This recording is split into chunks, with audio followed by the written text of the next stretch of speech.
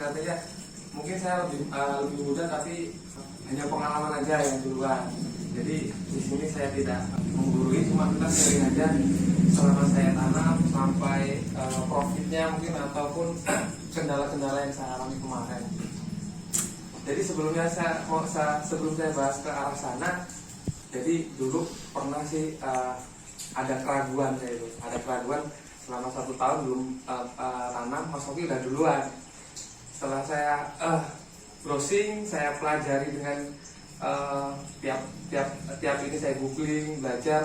Terus satu lagi yang mendukung saya untuk tanam porang, logikanya sekarang itu lebih dari 40 pabrik yang sudah berdiri, dan nggak mungkin kan kalau pabrik berdiri hanya buat pabrik, sedangkan dia nggak memiliki prospeknya gitu ya. Kalau mereka ini udah bangun pabrik, otomatis nggak mungkin lah kalau mereka ini nggak tahu prospek, sia-sia kan yang jelas kayak gitu. Nah itu yang mendorong saya. Terus yang ketiga, setelah saya baca dan saya pelajari juga, ternyata ada kandungan yang sangat sangat penting dalam porang, itu glukomanan. Jadi porang ini fungsinya 80% untuk konsumsi dan 20% untuk farmasi untuk obat, dan masih banyak lagi lem dan untuk pembungkus kapsul segala macam. Nah nanti detailnya Bapak bisa belajar juga di HP, nggak apa-apa. Jadi sebelumnya juga saya mau perkenalan diri, maaf ini Pak agak terlambat. Saya Aris dari Sumberjo, ini Mas Oki dari Pulau Panggung, dan tadi ada Mas Wahyu, beliau dari Sumbersari. Dan kami ini memang masih semangat. Wah, kalau segini pasti bagus. Itu ya ada faktor-faktor lain. Kalau kita salah pengolahan, perawatan, itu nggak segampang yang kita bayangkan. Karena ada beberapa hal yang perlu kita ketahui dari porang gitu. Dan selama ini saya tanam itu, kalau untuk profitnya tadi sudah saya jelaskan. Jadi kalau kuantiti kita nggak bisa ngukur Pak. Dalam satu baris itu ada yang mungkin 1,5 kilo, ada yang 2,5 kilo, mungkin ada yang 1 kilo. Jadi nggak bisa rata 2 kilo semua, nggak. Jadi yang penting umbi itu sasaran kita, itu tujuan kita, pencapaiannya adalah umbi itu sehat. Kalau sehat bisa ditimbang kan biasanya gitu, bisa jadi uang lah. Tapi kalau sudah nggak sehat, ya namanya nggak sehat, mau berapa jumlahnya juga pasti shortage kan gitu. Nah itu tujuan kita. Nah di sini saya sharing juga sama teman petani. Untuk kendalanya kemarin sih kalau porang ini jamur sebenarnya, dan itu bisa kita atasi kalau memang dari awal itu memang dari perlakuannya kita udah bagus, kalau bisa tertangani. Karena keluhan kebanyakan orang itu, dan alhamdulillah ya satu musim ini alhamdulillah kemarin saya hanya bongkar 18 bulut aja, alhamdulillah 2 ton 85 kilo dari isi per bulut itu 80 sampai 85 biji. Nanti dikalkulasi sendiri. Dan Mas Oki kenapa kok sampai 2 musim masih tanam lagi dia?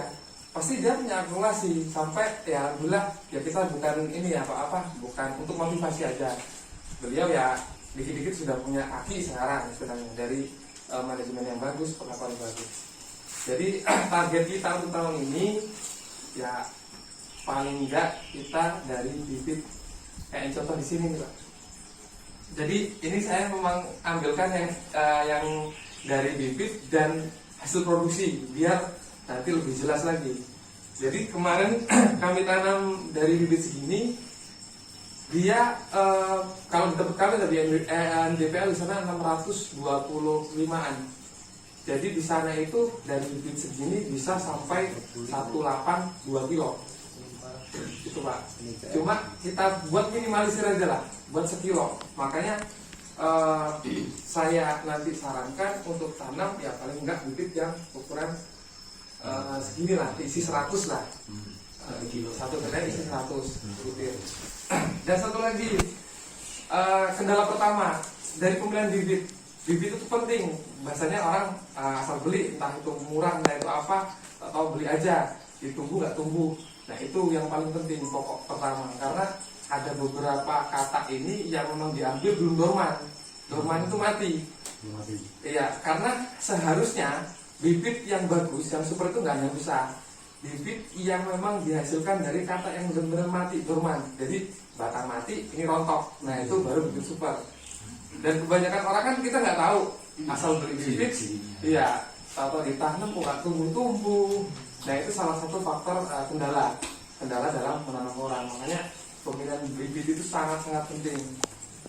Itu Pak. Terus kalau untuk pupuk dan segala macam nanti detailnya kapan kita ada waktu saya tayangkan di PowerPoint mungkin ya Pak, biar lebih jelas, lebih detail. Intinya kalau sekarang ini kita berbagi aja, saya berbagi. Kemarin saya tanam ukuran segini dan hasilnya itu ini di rata-rata ini sekitar 1,2 kilo sampai 1,5 kilo. Jadi kita asumsikan aja kalau kita tanam satu biji ini sekilo aja, maka kalau seperempat hektar itu target kita 10.000 pohon butir. Kalau itu tanpa ada pohon-pohon lain. Kalau ada pohon lain paling muatnya cuma 8 ribuan atau 7.000. Nah itu dalam satu kintal dalam seperempat kita kan bibit 100 biji per kilo. Kebutuhan untuk seperempat hektar itu 1 kintal. 1 kintal itu isi berarti 10.000. 10.000 kalau kita asumsikan terendah ini berhasil sampai ke 1 kilo, berarti kita dapat kuantiti sekitar 10 ton. Itu diundi loh Pak. Nah di kata ini kita masih profit untuk kita. Jadi kata ini dalam satu butir ini bisa tumbuh sampai 3 tunas, bahkan sampai 6 tunas pun ada. Cuma kita buat minimal 3 tunas. Setiap tunas menghasilkan 1 kata. Jadi satu butir ini bisa menghasilkan 3 kata buat minimal. Kalau 10.000 berarti kita punya 30.000 kata. Nah target saya untuk tahun ini, oke lah kalau profit tumbuh nggak usah. Yang penting kita tenaga udah terbayar. Istilahnya bersih 5 juta aja, tapi kata saya banyak. Saya berjanji seperti itu. Di musim berikutnya, Bapak nggak beli kata, mulsa kan masih bisa dipakai Pak.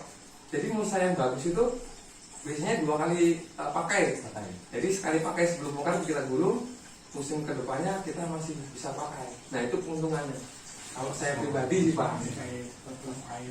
Jadi seperti itu kurang lebih.